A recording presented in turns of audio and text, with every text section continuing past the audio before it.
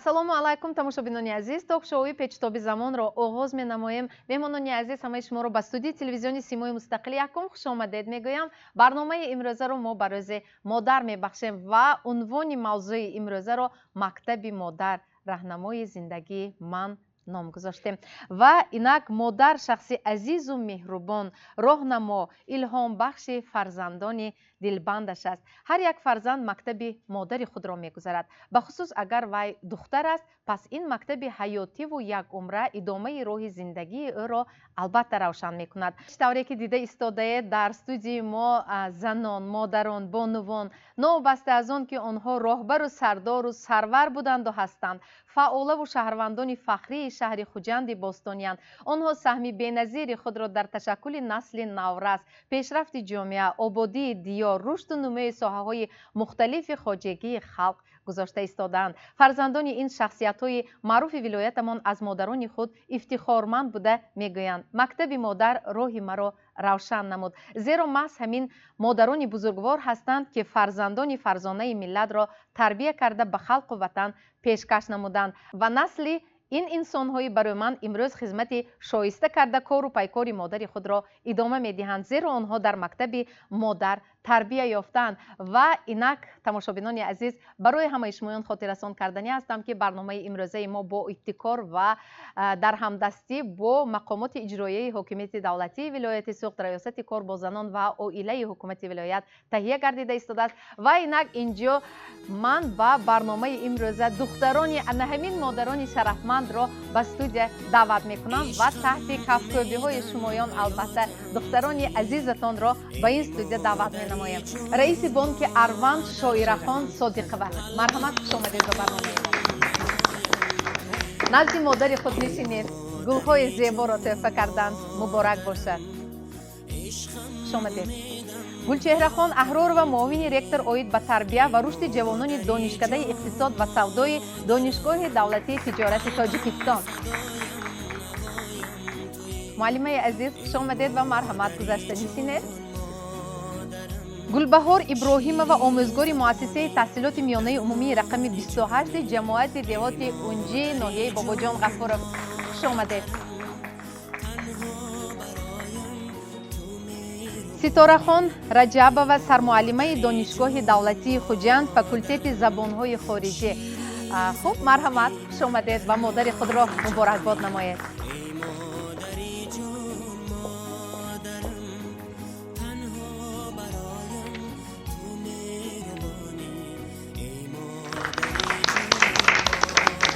ва инак суҳбатро бо шумоён мо албатта оғоз мекунем ва агар иҷозат бошад, модарони азиз, ман бисёр мехостам ки аввал бо духтарони шумоён суҳбат карда бошам. хуб, биёед аввал бевосита бо шумо суҳбат мекунем. хуб, марҳамат, шумо бениҳоят шахси пурмаҳсул, серкор ҳастед ва шахсе ки воқеан ҳам дар ҷамъият шинохта ва маъруф гардидаед ва ҳамаи ин аз мактаби модар аст? албатта. пеш аз ҳама мехостам ҳамаи шумоёнро дар симои модарам, ҳамаи шумоёнро занони вилояти Суғд, ҷумҳурии Тоҷикистонро бо иди модар табрик кунам. албатта ҳамаи моён духтарон, фарзандон дар орзуи он ҳастем ки модаронмон сеҳату саломат бошанд. пеш аз ҳама сеҳату саломатӣ, сарбаландӣ, хонаводӣ таманно дорам. дар ҷавоби саволи шумо гуфтаниам ки дар ҳақиқат модар ин якумин одаме аст ки барои духтараш, барои фарзандаш намуна мебошад.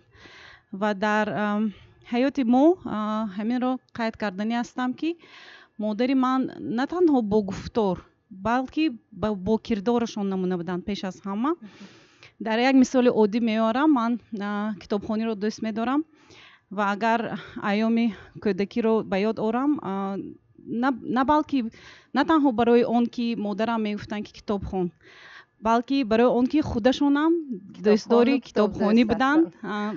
аввал он касро дида китобхониро сар карда будам, баъд камтар калон шудагинда ҳатто мепурсидам ки кадом китобро хонем гуфта. хайр, албатта дар хонавода, дар коркунӣ, дар серкорӣ, сербории кор, душворию мушкилиҳое ки ба сарамон меомад дар ҳаёти ҳар кас ҳар хел вай ҳаст, ҳам аз ҷиҳати кор, ҳам аз ҷиҳати ҳаёт. албатта дар ин ҷода ҳам кирдори ин кас барои ман намуна буд. Аз душвориҳо натарсидан, аз бисёр он чизҳое ки бардошти модар, бардошти зани ки корашон ҳам пурмасъул мебошад, аз он чизҳо натарсидан. Ҳаминро медидам ки модарам ба осонӣ аз сарашон мегузаронанд. ба худам боварӣ кардам ки манам ин корҳоро карда метавонам. Ҳамин мисолҳоро овардани будам. яъне воқеан ҳам мактаби модар роҳнамои зиндагии шумо аст. албатта. ташаккур. саломат бошед. ташаккур. ва албатта дар рафти барнома модари азизро ҳам мо мешунавем. алҳол бошад муаллимаи азиз, марҳамат. шумо духтари ҳамон зане мебошед ки воқеан ҳам имрӯз ҷамъият, ҳам дирӯз, ҳам имрӯз хеле дӯст медорем, пазируфта, чеҳраи шинохта, маъруф ва ҷамъиятчӣ, фаъол, ходими давлативу ҳатто сиёсӣ ҳастанд ва духтари Шуҷоат Ҳасанова мебошед. муаллимаи азиз, хуш омадед ва марҳамат. аз мактаби модари худ ба мо ёдовар шавед ки шумоён духтаронро чӣ хел тарбия карданд ки то ба ин сатҳ расидед? имрӯз худатон аллакай тарбиятгар ҳастед. ташаккури зиёд. дар ҳақиқат мактаби модар мактаби бузург аст. албатта ман ифтихор мекунам аз он ки чунин як модаре дорам ки имрӯз дар ҷомеа барои рушди тамоми соҳаҳои хоҷагии халқамон, барои ҷомеаи азизимон саҳми беандоза доранд. ва модари ман ки дар сиёсат пешраф ҳастанду пешсаф ҳастанду имрӯз барои мо духтарон як хеле роҳнамои зиндагиам ҳастанд. ва ман аз модарам бисёр хислатҳои он касро омӯхтам, гирифтам. дар зиндагӣ барои ман ҳамеша роҳнамои зиндагии ман ҳастанд. ва имрӯз ифтихор мекунам ки чунин як модари бузург дорам. умуман модар, зан ин шахсест ки бо як даст гаҳвора, бо дасти дигараш сайёраро такон медиҳад. ва албатта он тамоми пешравиҳо, тамоми дастовардҳое ки мо духтарон ба даст овардем, ин саҳми беандозаи модари бузургвори ман ҳаст.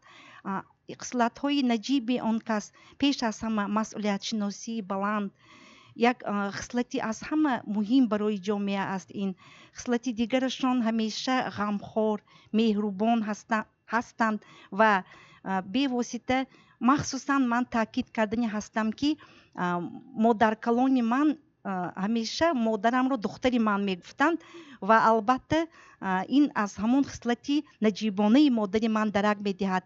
ман аз модарам бисёр миннатдор ҳастам. ҳамеша мехоҳам ки дар шахсияти модарам тамоми модарони ҷумҳурии азизамонро бо рӯзи модар муборакбод мегӯям. бигузор ҳамеша модарон, занон сиҳатманд, сарбаланду хонаобод бошанд. бошад. ташаккур ва муаллима. як саволи дигар, фарзанди инқадар модари шӯҳратёр будан барои шумо осон аст? албатта фарзанди чунин шахси шӯҳратманд будан барои ман ду хусусият дорад. ҳам осон аст, ҳам мушкил аст. аз он ҷиҳат осон аст ки ман аз модарам бисёр хислатҳои он касро омӯхтам, гирифтам. аз он ҷиҳат мушкил аст ки ман бояд ҳамеша ба боварии он кас сазовор бошам. бале. ташаккур. саломат бошед. ва шумо духтари арзанда ҳастед. саломат бошед. марҳамат муаллима. шумо аз оилаи омӯзгор ҳастед. меҳру муҳаббати худро нисбати модаратон шумо чӣ хел ифода мекунед? модари меҳрубони ман омӯзгор ҳастанд. ман низ аз хурдӣ орзу доштам модарамро медидам вақте ба кор мерафтанд ва меомаданд. аз дур роҳи он касро мепойдем. вақте ки меомаданд дарҳол ба пешвозашон мебаромадам. аз хурдӣ ман низ орзу доштам ки мисли модари меҳрубонам омӯзгор шавам. дар зиндагӣ на танҳо дар зиндагии шахсӣ, ҳаёти шахсии худатон роҳнамо, балки дар фаъолияти касбӣ ҳам устоди шояд аввалинатон ҳамин модаратон ҳастанд. муҳаббати худро чӣ хел изҳор мекунед нисбати модар? ман модари худро бениҳоят дӯст медорам ва ҳамеша сармашқи кори худ ҳамин суханҳои он касро гирифта ҳамеша гӯем роҳнамои мо ҳастанд. ин кас яъне ки дар ҷомеае ки худашон шахси пурмасъулият ҳастанд ва моро ҳам вазифадор менамоянд ки бояд ба кори худ, ба вазифаи худ содиқ бошем, ба ватани азизи худ хизматҳои шоиста намоем ва худ хушдоманам низ омӯзгор мебошанд. Анами шахсони бузург маро раҳнамои имрӯз нек менамоянд ки ман ба ҷоддаи имрӯз баланди гӯем кори худ омӯзгорӣ сазовор гардида истодаам. сабақе ки аз мактаби модар гирифте дар лаҳзаҳои шодиву ғам дар рӯзгори шумо ба кор омада истодааст? албатта бисёр гуфтанӣ дорам дар бораи модари худам, зеро ки чӣ қадр ки нагӯем дар бораи ин кас хеле дар ҳақиқат кам аст. мо аз хурдӣ мо се хоҳар ҳастем. мо аз хурдӣ фақат муваффақиятҳои модарамро гӯш мекардем. вақте ки модарам аз мактаб меомаданд, ҳамеша дар бораи мактаб сухан меронданд. мо ҳамеша гӯш карда равон ҳавас мекардем ки модарам мактабро дӯст медоранд. дар бораи талабаҳо, дар бораи омӯзгорон, дар бораи касбашон ҳамеша омда гуфта медоданд. ва ин аст ки меҳри ҳамин омӯзгориро ба дили шумо низ ҷо карданд. на танҳо ман, ҳатто бо ду хоҳарам низ омӯзгор ҳозир ҳастанд. мо аз ин касбамон хеле фахр мекунем. аз мактаби модар чиҳо омӯхтед? аз бозе ки худатонро мешиносед ва барои идомаи ҳаёти шумо як сабақ гардид мактаби модар? албатта модарам ҳамеша моя ба роҳи рост, ба роҳи ватандӯстӣ, ба роҳи рост ҳидоят мекард, ки ҳаракат мекард ки касбу корамонро дӯст дорем. ман дар ҳақиқат гуфта метавонам ки ҳозир ман ҳам низ ҳамчун модарам чӣ муваффақият дар ҳамин касбу корам дорам. омада ба модарам ҳатто тариқи телефон ё хонава равам, ҳамаша гуфта метавонам. модарам бо диққат гӯш мекунанд, фахр мекунанд ки ман хеле маслиҳатҳои худро дариқ намедоранд. албатта бисёр маслиҳат медиҳам. мо аз ин хеле шод ҳастем. бисёр хуб, ташаккур. ва ифтихор мекунем. албатта ташаккур, саломат бошед. албатта ҳар як фарзанд аз модари худаш ифтихор мекунад. ва муаллимаи азиз, як чизи дигарро аз шумо пурсиднӣ ҳастам. ҳамин модари шумо паҳлӯи шумо нишастанд, ягон роҳу усулҳои хоси тарбияи худро доранд ки хоси худашон аст. хуб кадом ҳамин ба қавли усулҳоро барои тарбияи фарзанд ба кор мебаранд, бахусус барои тарбияи духтарҳо? ба фикри ман дар ҳаёти фарзанд пеш аз ҳама он муҳим аст ки вай озодона интихоби касб, интихоби роҳи зиндагӣ, интихоби ин ё он қабул кардани қарорро ёд гирад. ба фикри ман модарам аз як тараф дар фарзандонашон мустақилиятро тарбия доданд, барои он ки масалан вақте ки ман касби худро интихоб карда истода будам, он кас ба ман гуфтанд ки чӣ ки хоҳӣ, марҳамат, кадом касбе ки хоҳӣ интихоб кун. ягона чизе гуфтанд ки худашон ки масъулияти калонро дар дӯш доштанд, ҳам сардухтур кор кардан, ҳам муовини сардухтур дар шаҳру ноҳияҳое ки масалан мо зиндагӣ мекардем. аз сабаби он ки падарам аз тарафи корашон ба дигар шаҳру ноҳия равона шуда буданд, модарам натарсида аз дигар аз ҷои нав корро сар карда дар он ҷойҳоям масалан ё муовини сардухтур ё ҳамчун сардухтур кор карда буданд. вақте ки ман касбро интихоб карда будам, гуфтанд ки ҳамин духтур нашавӣ шуд. аз як тараф фарзанди духтур мешавад, фарзанди ана шумо ба мисоли дигар, фарзанди журналист журналист мешавад. фаҳмо, яъне шумо дигар роҳро интихоб кардед. лекин дар интихоби касб озодиро. шумо дар оила чанд духтар? ягона духтар ман. яка духтар. кадом хислати модаратонро дар худатон имрӯз мебинед? чихе ки ман гуфта будам, ба фикри ман баъзе хислатҳое ки аз падару модар ба фарзанд мегузаранд, табиатӣ мегузаранд, баъзеашонро ёд мегиред. ман дар ёд дорам ки дар бисёр ҳолатҳо модарам бо оромӣ ягон маълумоте ки мешавад, ягон чи коре ки мешавад, ба оромӣ қабул мекарданд. ягон бор дар ёдам нест ки ба ғазаб биёянд, якбора гапи ягон баланд зананд ё ягон чиз. ба фикри ман ҳам ба ҳамин чизро нағз ёд гирифтагӣ, барое ки дар фаъолияти кориам бисёр ҳолатҳое мешавад ки бояд ба ғазаб биёям якбора, лекин оромиро аз модарам ёд гирифтагӣ ва ин ба ман он чизро муяссар мекунад ки вақте ки ман ором ҳастам, қарори дуруст қабул карда метавонам. бисёр хуб, ташаккур, саломат бошед. ва инак муаллимаи азиз, нигоҳ кунед, мо дили фарзандони шуморо гӯш кардем ва албатта ҳар як инсон модарашро азиз медорад. دوست می‌دارد و شمایان آن نفرانی هستید که با وجود اینقدر سرکاری، مسئولیت بلند داشتن، در زینه‌های گوناگون جمعیتی و کاری فعالیت خود را پیش بردن، باز توانستید که فرزندان فرزانه و شایسته را تربیت نموده برای جمعیت پیشکش نمایید. این برای شمایان کاری آسان بود؟ بید معلومه از شما سر میکنیم. تشکر زیاد.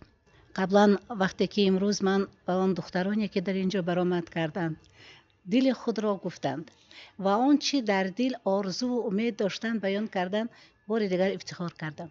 افتخار از آن کردم که امروز توسط سیاست پیش گرفته دولت، توجه سرور دولت، پرزیدنت جمهوری تاجیکستان، اساسگذار صلح و وحدت ملی محترم امام علی رحمان امروز بینید که موقع و مقام زن تا در دوره سیاست دولتی برآمد و قبول شدن قرارها، قانونها، امروز آن برنامه هایی که تصویب می‌یابند همه به آن خاطر است که امروز زنان و دختران ما آزاد باشند. آنها توانند که طبق آرزوی دل خود کار و فعالیت برند. در دولت داری، در سیاست مداری، در نمایندگی، در وزارت ها، در پارلمان کشور بینید که امروز دختران ما فعالیت گسترده دارند و هر بسیاری آنها اکثریت آنها نامزدهای علم، دکترها هستند و این ما را افتخارمند میکند که یعنی که آن ما مهنتی که ما کردیم آن ضایع نرفت.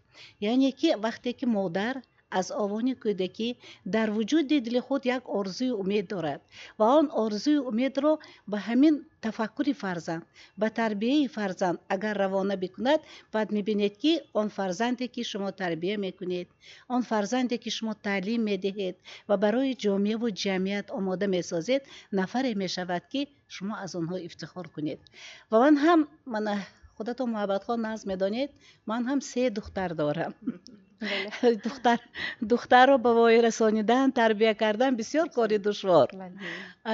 من هم 3 دختر دارم و آنها رو وقتی که تربیه میکردیم در عائله، شوهر من هم طبیب بودند و وقتی که به همین کودکان رو تربیه میکردیم بسیار ما هم آدم های سیرکار بودیم، کارهای دولتی، کارهای جمعیتی، سفرهای خدمتی. من معلم محبت نازی نکری همراه کار میکردیم، به شهر نوحیه ها سفر میکردیم و خاصتا انا همون تجربه‌ای که ما در فعالیت کاری خود گرفتیم اون بر ما یک درس شد، یک مکتب شد. خاصتا وقتی که من در سرداری ریاست ثبت اسناد حالت شهروندی ولایت بودم و عائله ها بسیار به ما مراجعت میکردند و هم روز خوبی آنها رو میدیدید، هم روزی که در عائله نزاع شدن رو میدیدید، بیکار کردن عقد نکاح رو میدیدید و هر یک همین حادثه برای من یک مکتب بود که من میخواستم آن رو در تفکر فرزندانم جاری کنم تا که همین مسئله ها در آنجا پیدا نشود، در زندگی آنها این مسئله ها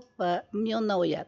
من همین گلچهره خان مای دقیق بود، ما بسیار سفرهای خدمتی زیاد داشتیم، از اون که در مقامات ولایتی فعالیت داشتیم و شهر نوحیه ها می رفتیم و من می دیدم که وقتی که ما از اونجا باز می گشتیم قدش گاز به نمی رسید خوراک پختم با تا که پایش به یک میزی مایده چه مونده، بولی کرسی چه برنده، بولی کرسی چه برآمده، نمی خوراک تیار میکرد. این خورد بود. بعد انا دخترچه دوی ما هر یک بچه خوبه خصوصی به خود خاص داره.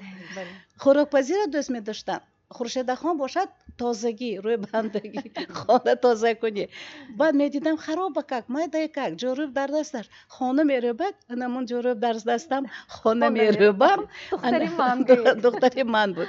من بعد فکر میکردم وقتی که ما زینه به زینه به مقامات‌های بلند رفتیم، فعالیت گسترده داشتیم، من در همانجا احساس کردم که هر چیزی که در وجود کودک، در تفکر کودک جای می شود، این از مادر است و ما وظیفه دار هستیم، مسئول هستیم که برای جامعه و جمعیت فرزندهای نیکنام، فرزندهای پیشرو، نفرانی که امروز موفق هستند، کامیاب هستند و از پس خود هزارها دختران جوان، من مانند شایره خان در اینجا نشستند، برآمد کردند، افتخار کردم. من در اینجا دختری که آموزگار گفتن که من کسب مادرم گرفته ایستادم، هر یک نفر اون که برآمد کرده این مکتب است، بله کتاب است، البته. مقصد است، مرام است که جامعه رو پیش میبرد، البته. با آینده درخشان اساس میگذارد. بله البته معلم، آن چیزی که از مکتب مادر خود شما گرفته توانستید آن را به فرزند خود، به دختر خود داده توانستید؟ امروز بسیار یک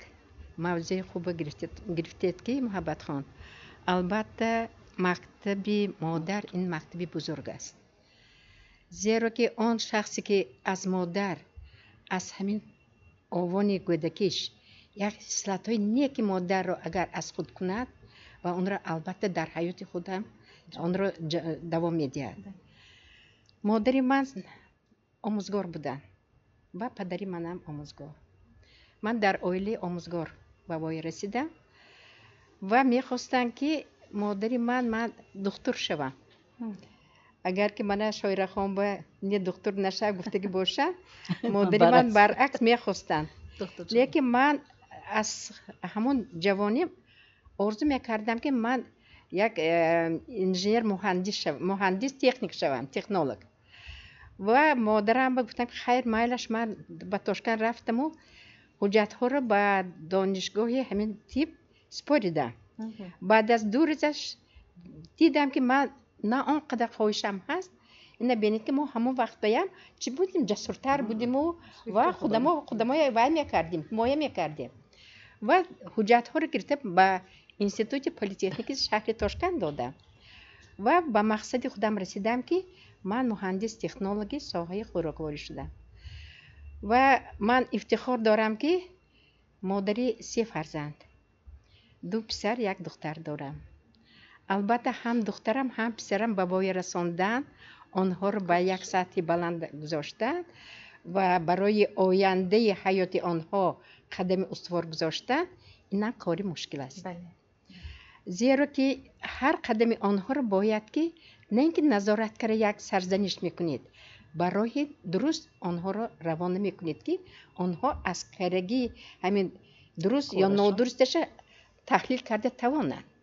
برای همین من میخواستم که آینده همین مادران بیشتر با فرزندا، با دختر، با پسر نزدیکتر باشند، از خود آنها رو سر دور ندارن، برای آنکه دلی هر یک دختر به پسر به آن آرزوهاش هست که آن را به خودش ممکن حل کرده نمیتواند، لیکن اگر با هدایت مادر، هدایت پدر همون کارها رو اگر گوید و مسئولیت درست گیرد و البته به همین راه درست و آینده خود را چی گویم یک مکملتر ساختن به یک شوق ذوق خوب پیدا میکنه. شما درباره دخترتان گوید. من اکنون میخواستم که درباره دخترم گپ زنم. دختر من فیروزه خان معلومات عالی دارد. آن دانشگاه دولتی خوجند را در فاکولته حقوق به حد رسانده. حاضر در زاکس شهر اسپره همچون مدیر کار میکند. در حقیقت دخترم از پی من میخواهد که بایم چی باشد که همین به جامعه، به دولت و خودش رو رساند. البته معلم، برای اون که همین معرفتی حقوقی دختران هم بلند گردد، باز هم همون مکتب مادر زمینه است.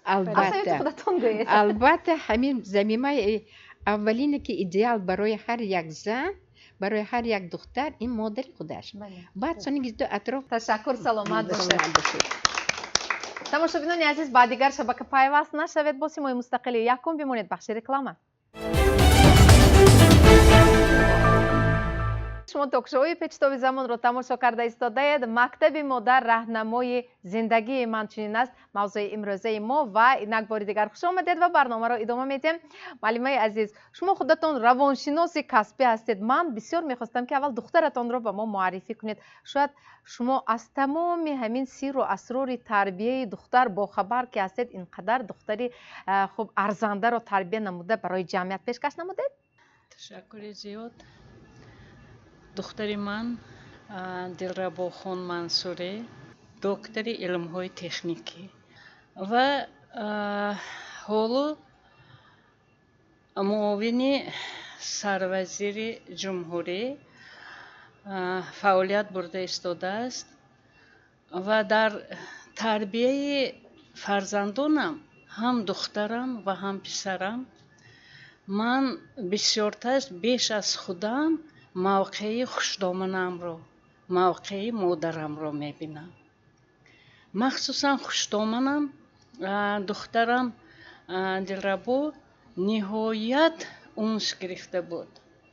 аз сабаби он ки мо ба кор мерафтем ва дар хона ки модаркалон буданд бисёртар вай ба модаркалонаш меҳри ниҳоят беандоза дошт ва ҳоло ҳам ҳамин меҳрро ҳар замон ифода мекунад.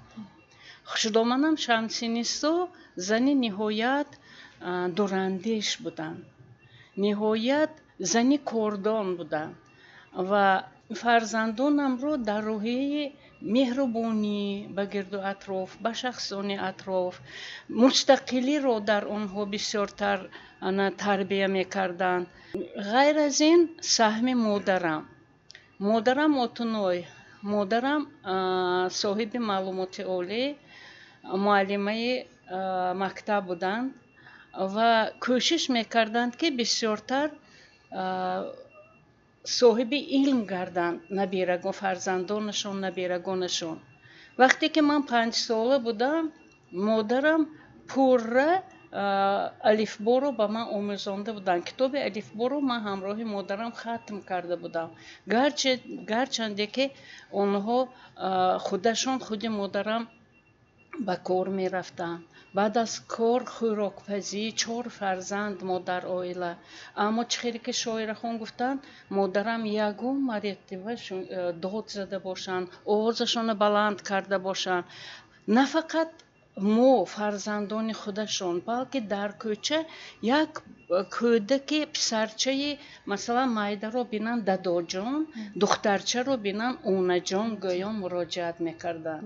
бачаи ҳамсоями ва ё хеш ё ки ҳамту дар кӯча ҳамин хел хушзабон буданд ва ҳамин хушзабонии духтарамро ман гумон мекунам ки аз ҳамин модарам омӯхтааст.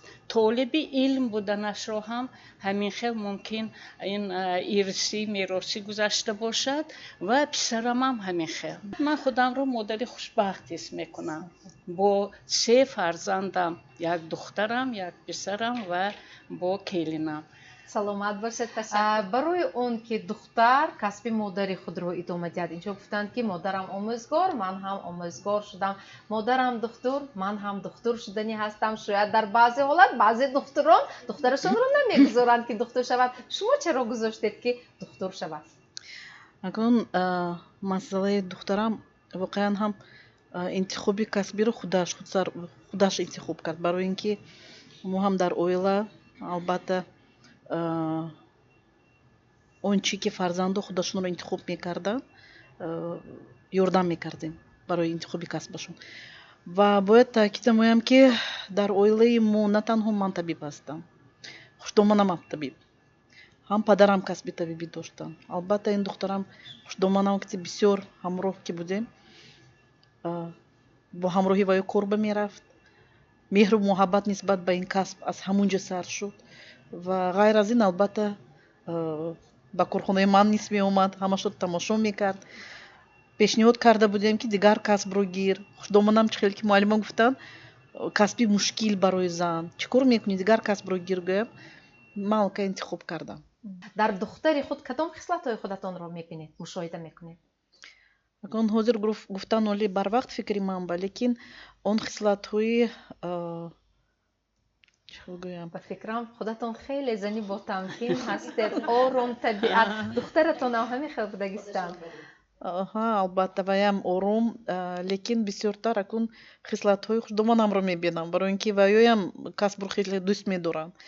ваёям ҳамин фикрронияшон нисбат ба соҳаи худ бисёр чуқур аст. ҳамун духтарамам бисёртар ҳозир ҳамин хел дар Москва ҳозир ординатура гузашта истодааст ва ҳақиқатан аз рӯи суханрониҳояш, аз рӯи ҳар рӯз бо тариқи телефон манкити суҳбат мекунем ва воқеан ҳам ҳис мекунам ки ҳамун касбро на танҳо ҷисман, балки бо тамоми рӯҳияташ дӯст медорад و هر یک بیماری رو از طریق منطق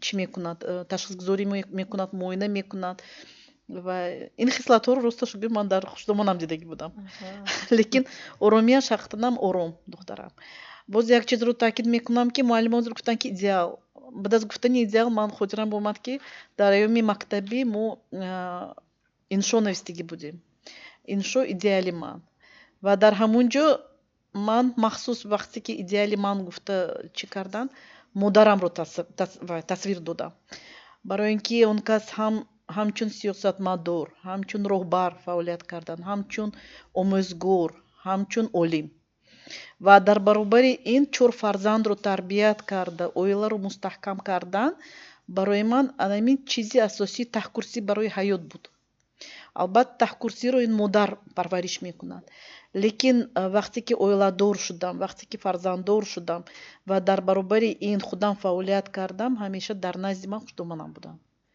که البته اون کس هم در تربیه فرزندانم یک سهمی بزرگ گذاشتن هم مهر و محبت هم نسبت به کسب هم در اویلا عموما در فکر میکنم که در بسیار طرف موضوع طبیبان رو ادامه میدیم مرحمت دکتر عزیز ما بسیار شما رو احترام میکنیم به فکرم زنی نیست که آچیل و شرف نرزیم رو نشناسد تشکر از شما البته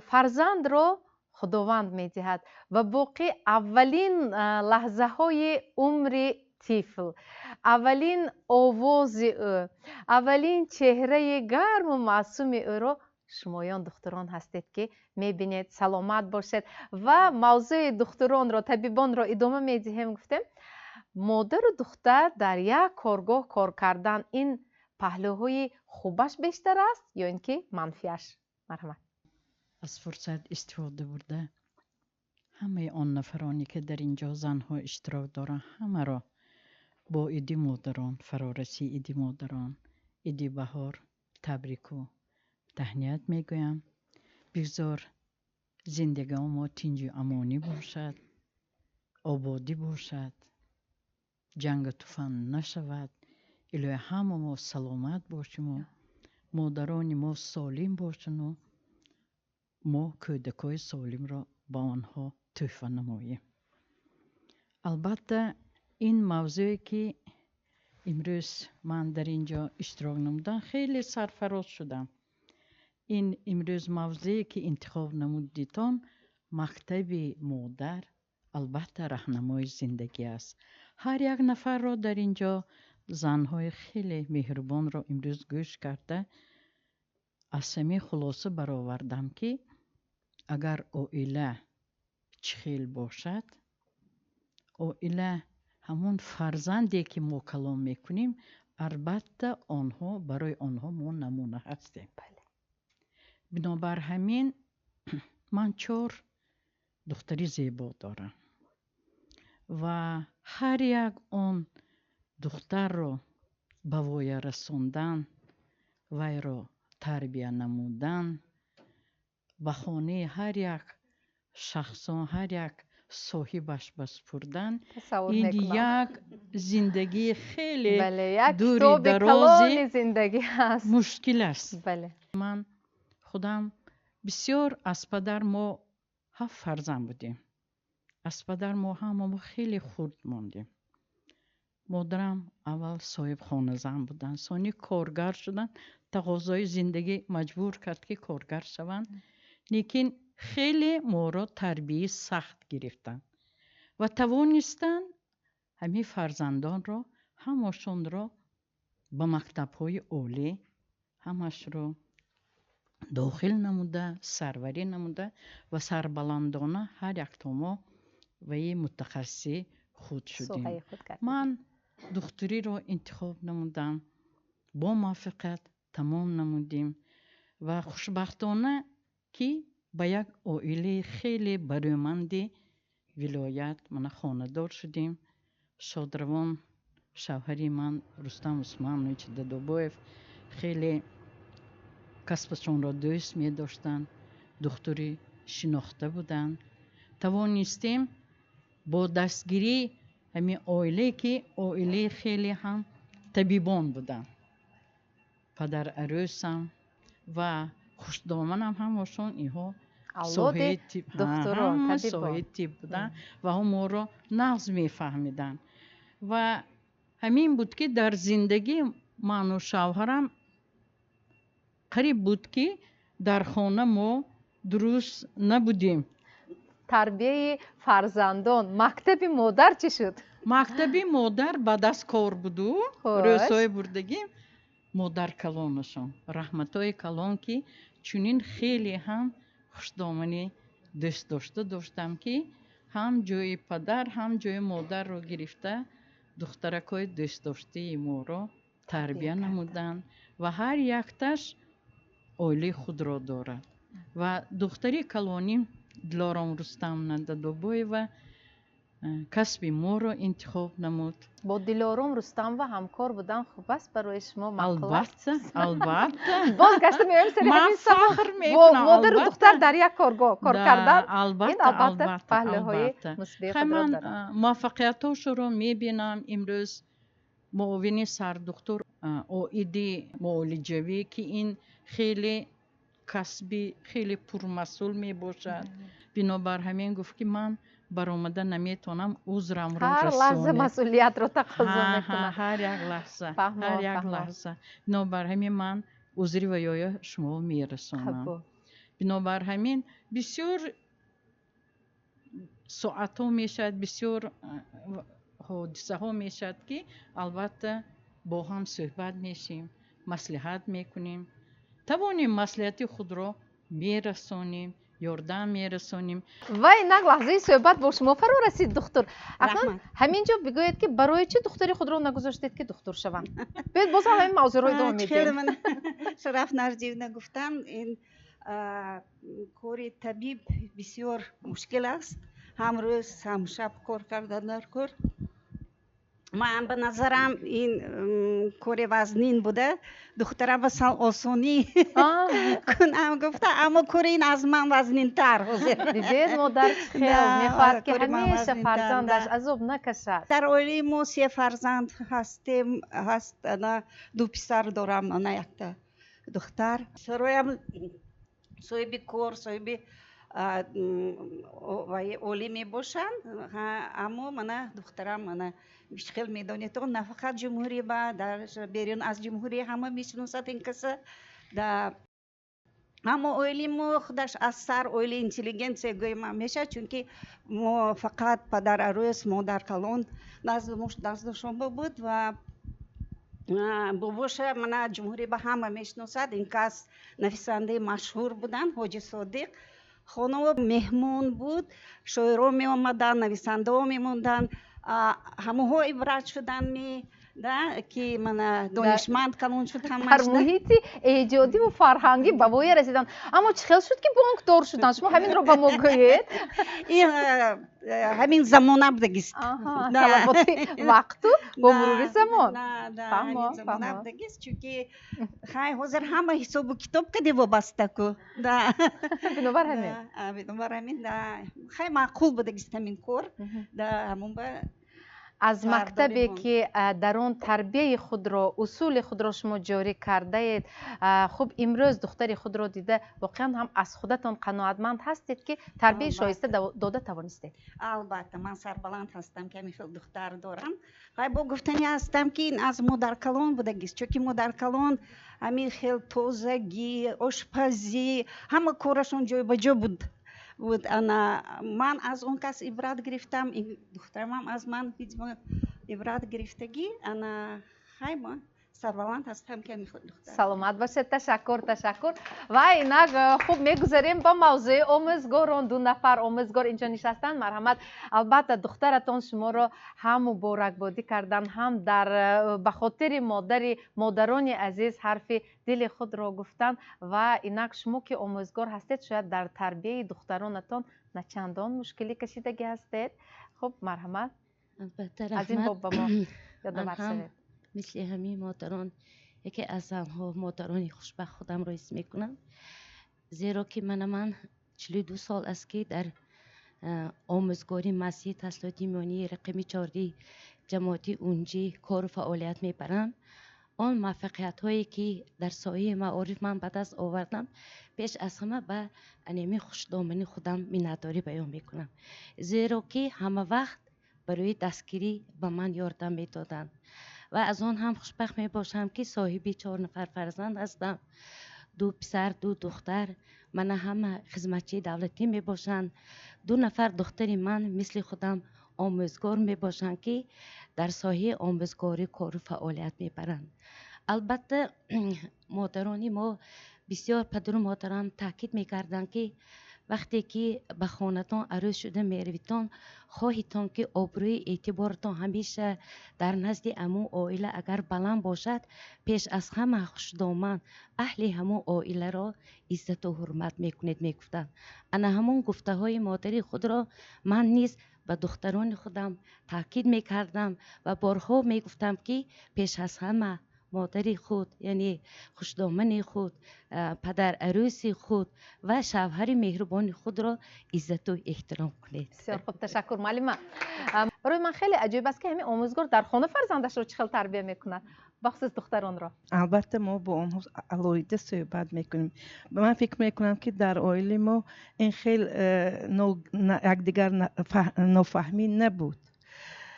اویدی کسب انتخاب کردن، من به آنها همیشه نصیحت میکردم که آدم باید کسب خود را دوست دارد. وقتی که از خواب میخیزید با همون کارم به میرم میگفته همین گپ نباید باشد. وقتی که شما به کار میروید خرسندی چهره و کشاد کردی شادی کنان باید آدم کاری خود برود و کاری وی البته نتیجه میدهد. و با آنها من همیشه نصیحت میکردم که از همه کسب بزن موافقتر این کسب آموزگاری هست.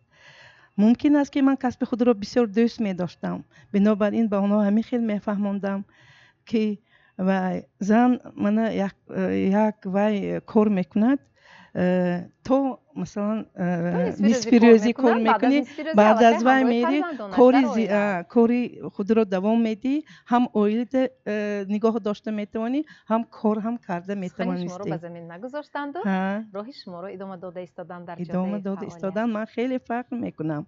آنها وقتی که به خانه میآیند بین خود گفتگو میکنند، مباحثه میکنند، میفهمانند، درباره کاری خود نقل میکنند و افتخار میکنم که آنها همین خیلی از من هم نظرم به بلندتر و به پیشروی و نایل گشته ایستادن. تشکر، سلامت باشد. ورزشگران رو هم مادران تربیت میکنن نگار خود؟ تربیت شما چه خیلی است؟ خیلی من باوری دارم که البته با دست با مشت تربیت نمیکردگیستید. من مادری 5 فرزند می باشم، 3 پسر دارم و 2 دختر می باشم. البته فرزند کلانی هم در ساحه اداره کنی دولت در شهر مسکو خوانده ایستاده است و دختران من جاده مادر را و مربی آید به نمودی گیمناستیک هستند. آنها فکر میکنم که انتخاب درست کردن. شاید تربیت نسل نورس این یک احساسات دیگر می باشد و وقتی که در تالار مشقی می درویم دخترکانی زیبا می دوان می بیان معلم ما اومده میگن این یک احساسات می شود که باید تمام فرزندی من دیده همین که من مثل مادرم مربی می شوم گفته همون چیز درک کرده به خودش. و امروز میژگانه خان مربی استاد ورزش جمهوری تاجیکستان هست. میژگانه خان دختری شما؟ دختری من، بله. و پس از یک چند روز عائله برپا میکنند به حیات مستقلانه قدم میگذارند، این همان میژگانه خان شما؟ بله بله. بعد یک هفته خدا خواهد ششم مارس. اصلا ما اصول های روز کرده ماندگی اتون در تربیت او برای تربیت خانوادگی ادامه پیش بردن حیات مستقلانه و عائله داری روز کرده ماندگی گپا گفتید به اون کس؟ بله، من مکتب مادرم که مرا تربیت درست کردن اینها با در دستی مادر کلانشان منم از بس که سیرکار بودم در این سفرهایی که خدمتی داشتیم به مسابقه‌ای که بین المللی می رفتیم مادر کلانش تربیت کرده است و سخنایی که بود همیشه مادر کلان فهمونده برفتگی که افسوس که 11 ماه می شود که در بری ما نیستن و همه که تربیه که مادرکلانش دادگی از مکتب مادرکلانش است و امروز خوشبختانه قدم نخستینش را به زندگی استوار میگذارد و خوشبختانه امیدواریم که در آینده کسب انتخاب کرده خودش را انتخاب کرده کسب ما را دوام می‌دهد. یعنی معلومات نامه ختمی که از مکتب شما گرفتن آن را واقعا هم اثبات میکنند که بله. هم مهر و هم امضای وی 100% درست است. سلامت باشید. تشکر. همگی یک چند دقیقه به دیگر شبکه پیوست نشوید. با سیمای مستقلی یکم بمانید. بخش رکلامه. شما پیچتاب زمان را تماشا کرده ایستاده اید و موضوع امروزه ما مکتب مادر راهنمای زندگی من عنوان گرفته است و اینک در جنبست برنامه مهمانان عزیز من بسیار از شمایان پیشنهادهای شما را شنیدنی هستم که واقعا هم برای آن که مکتب مادر پیش از همه استوار باشد در تربیه فرزند به خصوص دختران واقعا هم یک خوب اصولهای ارزنده شایسته را به راه ماند تا که آینده واقعا هم دختران ما ادامه دهنده کار و پیکار هم اجدادانشان مادر کلان مادران خودشان باشد. چی باید کرد به اندیشه شما؟ ما باید که چنان تعلیم و تربیت دهیم که فرزندای آینده نسل نورس را که آنها در حقیقت انسان دوست، مهنت دوست، وطن دوست و از آن کسب هنری که آنها انتخاب میکنند آن را با سربلندانه به اجرا رسانده توانند. و در همین پیام که محترم پرزیدنت گفتند آن شخصی که دعای مادر را نگرفت آن هیچ وقت در حیات یک به درجه بلند نایل شده نمیتواند. به نظر همین چیزها را ما باید به هر یک فرزند به هر یک جوانی که امروز به بای رسته ایستاده‌اند به نورسان باید که همین سخن‌ها همین رفتار همین کردار پدر مادر رو به آنها ما میراث گذاریم. تشکر. سلامت باشید. خب معلمه عزیز آن تربیه که آن دستوری که از مکتب مادر گرفتید خب امروز برای تربیه فرزندان خودتان آن رو به کار میبرید و خب توصیه شما برای آن مادرانی که الحال ما رو تماشا کرده ایستادند چه خیلی همین نظام مکتب خود را براه مانند که واقعا هم آینده دختران شایسته را تربیه کرده باشند؟ تشکر زیاد. البته اون مکتب مادر مکتبی بزرگ است و اون راهنمایی هایی که از جانب مادر من نسبت فرزندان شد ما همیشه در روزگار در عائله داری استفاده میبریم. پیش از همه یک خصلت خیلی نجیب مادر من همین است که مادرم همیشه میگویند به تو جامعه بها دهد، به رفتار تو به کردار تو باید که جامعه بها دهد و من البته همیشه همین گفته مادرم رو شعار خود می نمایم و خوشبختانه در کدام شهر و ناحیه هایی که برای ترغیب و تشویق ما می رویم از همونجا همیشه همه نسبت مادرم سخنهای خوب میگویند و آن مهربانی هایی که مادرم در فعالیت خدمتیشان نسبت آنها کردن همیشه یادآور میشوند.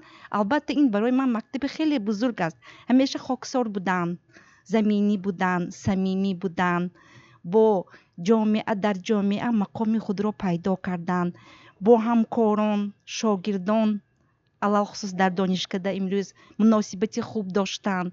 این البته مکتب بزرگ است برای من و من هم کوشش میکنم در عائله همین اون مکتبی که از مادر گرفتم اون راهنمایی ها دستورایی که از مادرم گرفتم برای فرزندان خود یاد داده باشم. آنها را نیز در همین خصلت های نجیبانه مادرم چنانه که تربیه نمایم. و امروز برای تمامی بینندگان عزیز گفتنی هستم که ما باید که همیشه دعای مادر را گیریم. ما باید همیشه پدر و مادران را حرمت و عزت نماییم. همیشه در عائله داری، در کار و رفتار، در عموما فعالیت خود باید که پیش از همه دعای مادر را گرفته کار خود را پیش بریم. زیرا دعای مادر، دعای خوشدامن که نیز مادر هستند برای ما همیشه برای پیشبرد корамон фаъолияту зиндагиамон роҳнамо ҳастанд. фикр мекунам ки ҳанӯз ҳам духтарони мо ба ҳамон мактабе ки замина аст дар тарбияи онҳо ба машварату маслиҳати модарон эҳтиёҷ доранд. ба тарбияи ҳамон мактабе ки гузаштаанд боз ҳам эҳтиёҷ доранд. дуруст аст? албатта ҳамин тавр аст, буд ва хоҳад монд.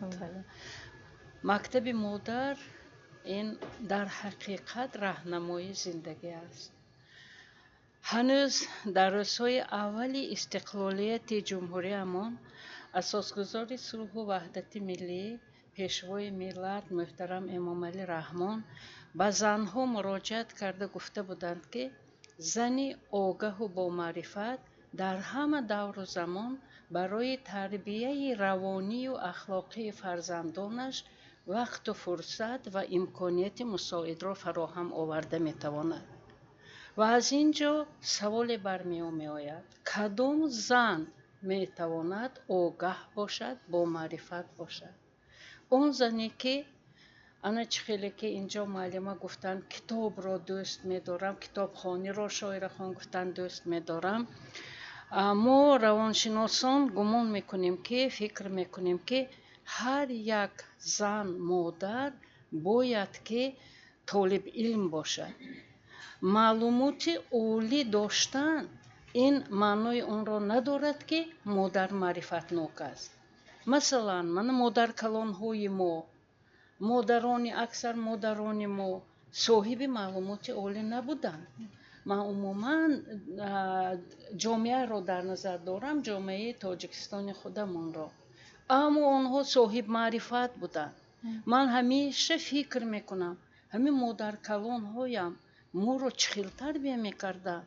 дар асоси афсона, дар асоси ягон хулқу рафтори ҳамсоя, ё ки бачаам дидӣ чӣ хел ба назар бенур менамояд, ҳамин хел рафтор кардаанд.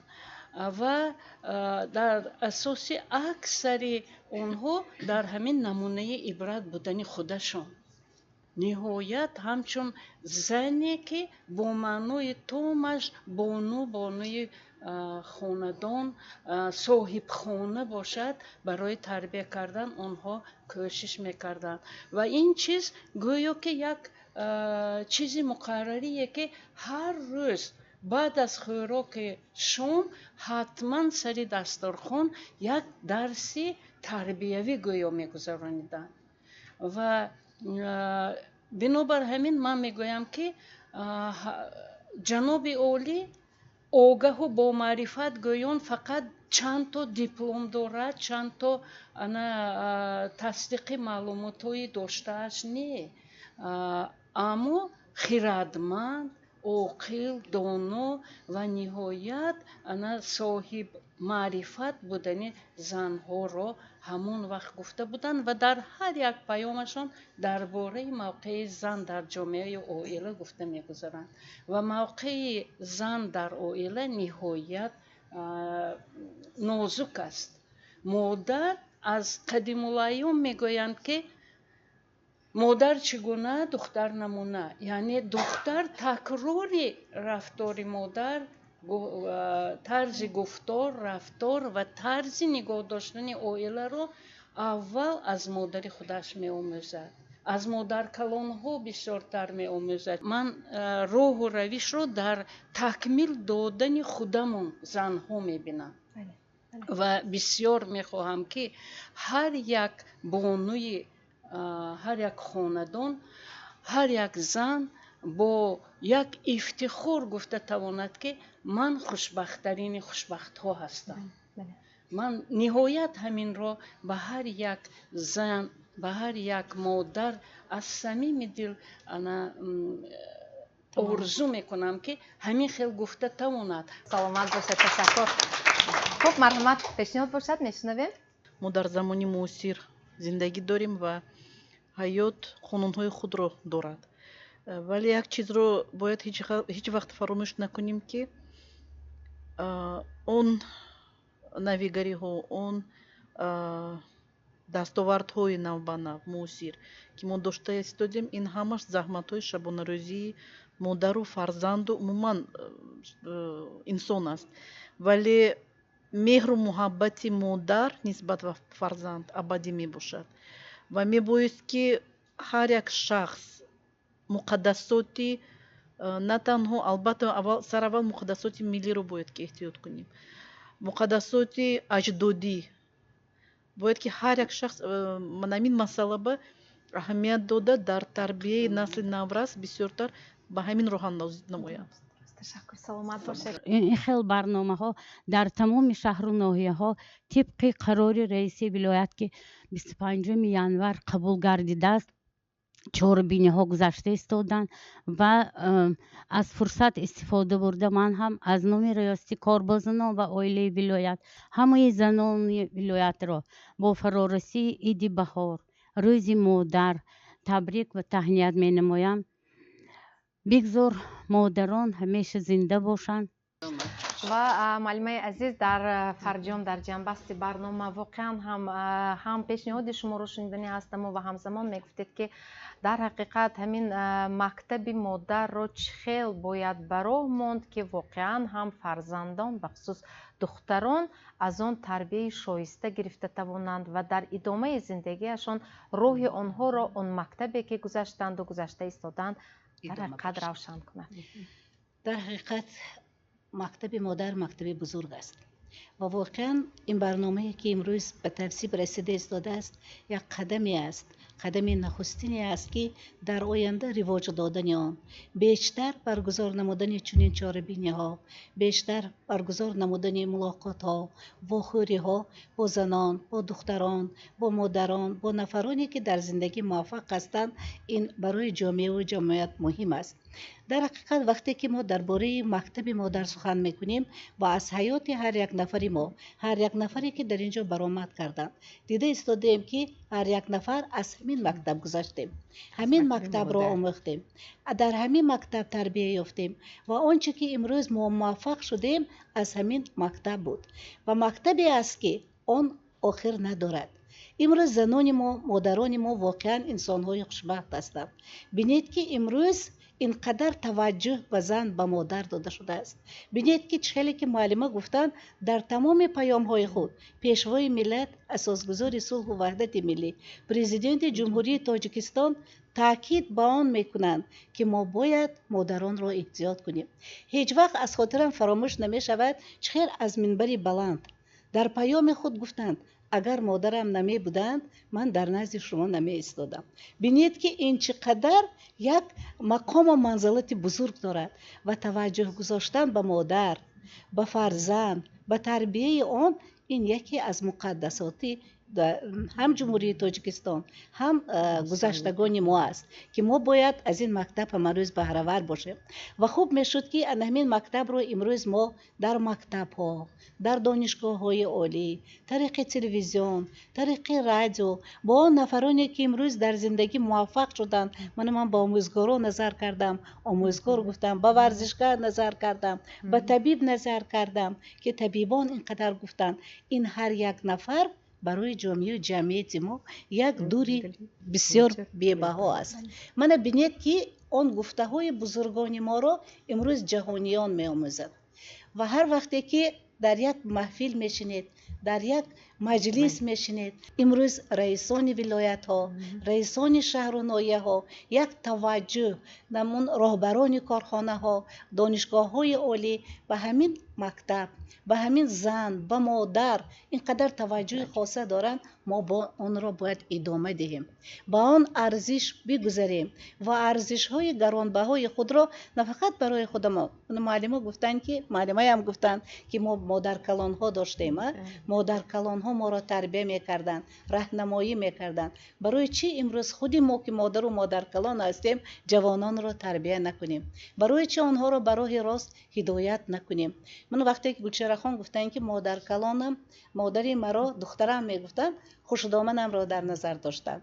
وقتی که خوشدامن عروس را دخترم میگوید از این بهای بلند است و در همین سخن میخواستم که تمام زنان و مادران تاجیکستان را با فرارسی روز مادر در ایام گلشکوفت سال، در ایامی که امروز ما در پیشروی نوروز بین الملل ایستاده ایم، در این یک ملک شاعرخیز و گوهرریز صمیمانه تبریک و مبارکباد نمایم و بگویم که به هر یک نفر شما مراجعت میکنم. در حقیقت انسان‌های ارزنده هستید. نفرانی هستید که جامعه و جمعیت را پیش میبرید. نفرانی هستید که انسان‌ها خواهش گوش کردن ملاقات و واخوری‌های شما را دارند. ما محبت‌های عزیز که نمین تلویزیون سیمای مستقل یکی از تلویزیون‌های دوست داشته نه فقط که تاجیکستان، وقتی که بیرون از آن هم می‌روید میگویند که ما طریق رسانه‌های اخبار عامه همین رو تماشا کردیم و موفقیت و کامیابی‌ها می‌خواهم و برای تمام زنان، مادران و خاص جوانانی که در اینجا نشستند میگویم تو مادر هستی و نامت بزرگ است. تمامی کار و پیکارت بزرگ است. با عالم قهرمانان داده ای تو. بزرگان جهان را زاده ای تو. اگر فرزند قدرت را بداند تو را در کرسی زرین شناند. زنده باشید مادران.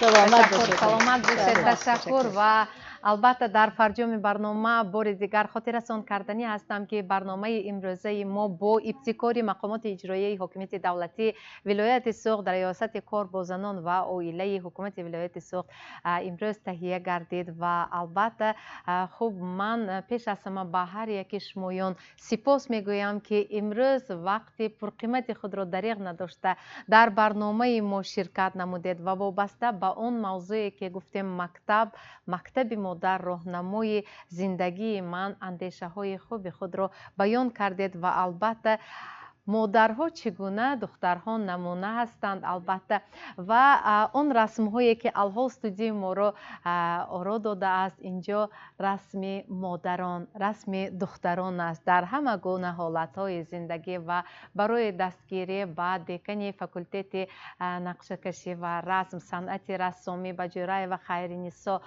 تشکر و سپاس میگویم با دانشگاه دولتی خوجند عرض سپاس خود را میرسانم که واقعا هم در برنامه های ما پیوسته در برنامه های ادانه ما را دستگیری کرده برای خوب پوره نمودن نموی استودیوی پیچتاب زمان کمک و همدستی میکنند. بله اگر به موضوع امروز برگردیم مکتب مادر بزرگترین مکتب است و هر یک دختر این مکتب را پیش مادر خودش می آموزد. آن سخنها و تربیه‌ای که مادر به فرزندش میدهد از یگان دبستان دیگر آن را نمیشنود. بنابراین مکتب مادران ما پاینده بود از نسل به نسل ادامه یافتن آن نشانه تازگی و بزرگی ملت می باشد. بار دیگر با همه شمایان برای اشتراکتان سپاس. تا برنامه دیگر در پناه خدا باشید. خیر. عشقم امیدم حیاتم تویی ای مادری جان مادرم قلبم صدایم نوایم تویی ای مادری جان مادرم شیری زبانی درمان جانی ای مادری جان مادرم تنها برایم تو مهربانی ای مادری جان مادرم شیری زبانی درمان جانی ای مادری جان مادرم